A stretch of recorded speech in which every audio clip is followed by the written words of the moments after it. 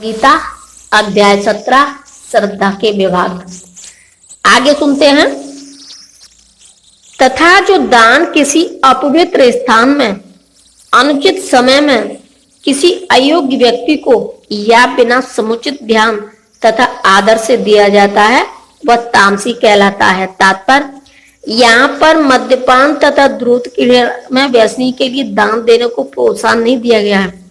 ऐसा दान तामसी है। ऐसा दान लाभप्रद नहीं होता, वरन इससे पापी पुरुषों को प्रोत्साहन मिलता है। इसी प्रकार यदि बिना सम्मान तथा ध्यान दिए किसी उपयुक्त व्यक्ति को दान दिया जाए तो वह भी तामसी है। सृष्टि के आदिकाल से ओम तत् सत ये तीन शब्द पर ब्रह्मा को सूचित करने के लिए प्रयुक्त होते हैं। ये तीनों सांकेतिक अभिव्यक्तियों ब्राह्मणों द्वारा वैदिक मंत्रों का उच्चारण करते समय तथा ब्रह्मा को संतुष्ट करने के लिए यज्ञों के समय प्रयुक्त होती थी। तात्पर्य यह बताया जा चुका है कि तपस्या, यज्ञ, दान तथा भोजन के तीन भेद हैं, सात्विक, राजस तथा तामस। लेकिन चाहे ये उत्तम हो, मध्यम हो या निम्न हो, ये सभी बद्ध तथा भौतिक गुणों से कलुषित हैं। किंतु जब ये ब्रह्मा यानी कि ओम सत्य तत्व को लक्ष्य करके किए जाते हैं तो आध्यात्मिक उन्नति के साधन बन जाते हैं। शास्त्रों में ऐसे लक्ष्य का संकेत हुआ है। ओम तत्व सत्य ये तीन शब्द विशेष रूप से परम सत्य भगवान के सूचक हैं। वैदिक मंत्रों में ओम शब्द सदैव रहता है। जो व्यक्ति शास्त्रों के विधानों के अनुसार कर्म नहीं करता उसे परब्रह्मा की प्राप्ति नहीं होती। भले ही उसे क्षणिक फल प्राप्त हो जाए लेकिन उसे चरम गति प्राप्त नहीं हो पाती। तात्पर्य यह है कि दान, यज्ञ तथा तप को सतोगुण में रहकर करना चाहिए। रजो या तमोगुण में संपन्न करने पर ये निश्चित रूप से निम्न कोटि के होते हैं। ओम तत्सत शब्दों का उच्चारण परमेश्वर के पवित्र नाम के साथ किया जाता है। उदाहरणार्थ ओम तत् विष्णु। जब भी किसी वैदिक मंत्र का या परमेश्वर का नाम लिया जाता है तो उसके साथ ओम जोड़ दिया जाता है। यह वैदिक साहित्य का सूचक है। ये तीन शब्द वैदिक मंत्रों से लिए जाते हैं। ओम इतेत द्रब्रह्मणो निर्दिष्टम नाम है। ऋग्वेद प्रथम लक्ष्य का सूचक है।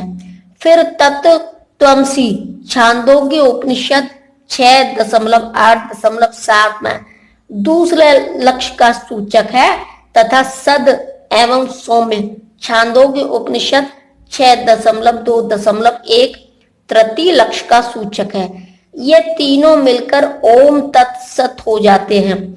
आदिकाल में जब प्रथम जीवात्मा ब्रह्मा ने यज्ञ किए तो उन्होंने इन तीनों शब्दों के द्वारा भगवान को लक्षित किया था। अतः इस मंत्र का अत्यधिक महत्व है। अतः भगवत गीता के अनुसार कोई भी कार्य ओम तत्सत के लिए अर्थात भगवान के लिए किया जाना चाहिए। जब कोई इन तीनों शब्दों के द्वारा तप, दान, यज्ञ संपन्न करता है तो यह कृष्ण भावनामृत में कार्य करता है। कृष्ण भावनामृत दिव्य कार्यों का वैज्ञानिक कार्यान्वयन है जिससे मनुष्य भगवत धाम वापस जा सके। ऐसे दिव्य विधि से कर्म करने में शक्ति का क्षय नहीं होता। अतः योगी जन ब्रह्मा की प्राप्ति के लिए शास्त्रीय विधि के अनुसार यज्ञ, दान तथा तप की समस्त क्रियाओं का शुभारंभ सदैव ओम से करते हैं। तात्पर्य ओम तद विष्णु परमम पदम यानी कि ऋग्वेद 1.22.20 में विष्णु के चरण कमलों परम भक्ति के आश्रय हैं। भगवान के लिए संपन्न हर एक क्रिया सारे कार्य क्षेत्र की सिद्धि निश्चित कर देती है। मनुष्य को चाहिए कि कर्म फल की इच्छा के बिना किसी विविध प्रकार के यज्ञ, तप तथा दान को तत् शब्द कहकर संपन्न करे।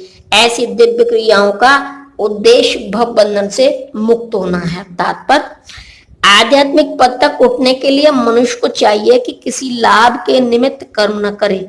सारे कार्य भगवान के परम धाम वापस जाने के उद्देश्य से किए जाएं। जो चरम उपलब्धि है। परम सत्य भक्तिमय यज्ञ का लक्ष्य है और उसे सत शब्द से अभिहित किया गया है। हे प्रथापुत्र, ऐसे यज्ञ क्या संपन्न करता भी सत कहलाता है। जिस प्रकार यज्ञ, तप तथा दान के सारे कर्म भी जो परम पुरुष को प्रसन्न करने के लिए संपन्न किए जाते हैं, सत हैं। तात्पर्य, प्रशस्ते कर्मणि अर्थात नियत कर्तव्य सूचित करते हैं कि वैदिक साहित्य में ऐसी कई क्रियाएं निर्धारित हैं जो गर्भाधान से लेकर मृत्यु तक संस्कार के रूप में हैं। ऐसे संस्कार जीव की चरम मुक्ति के लिए होते हैं। ऐसी सारी क्रियाओं के समय ओम तत्सत उच्चारण करने की संस्तुति की जाती है। सद्भाव तथा साधु भाव आध्यात्मिक स्थिति के सूचक है। कृष्ण भावनामृत में कर्म करना सत है और जो व्यक्ति कृष्ण भावनामृत के कार्यों के प्रति सचेत रहता है वह साधु कहलाता है। श्रीमद् भागवत में 3.25.25 में कहा गया है कि भक्तों की संगति से आध्यात्मिक विषय स्पष्ट हो जाता है। इसके लिए सताम प्रसंगताम शब्द व्यवहृत हुए हैं। बिना सत्संग के दिव्य ज्ञान उपलब्ध नहीं हो पाता।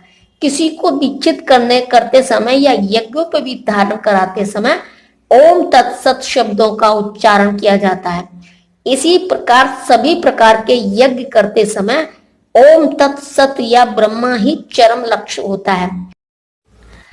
तदर्थीयम शब्द ब्रह्मा का प्रतिनिधित्व करने वाले किसी भी कार्य में सेवा करने का सूचक है, जिसमें भगवान के मंदिर में भोजन पकाना तथा सहायता करने जैसी सेवाएं या भगवान के यश का प्रसार करने वाला अन्य कोई भी कार्य सम्मिलित है। इस तरह ओम तत्सत शब्द समस्त कार्यों को पूरा करने के लिए कई प्रकार से प्रयुक्त किया जाते हैं।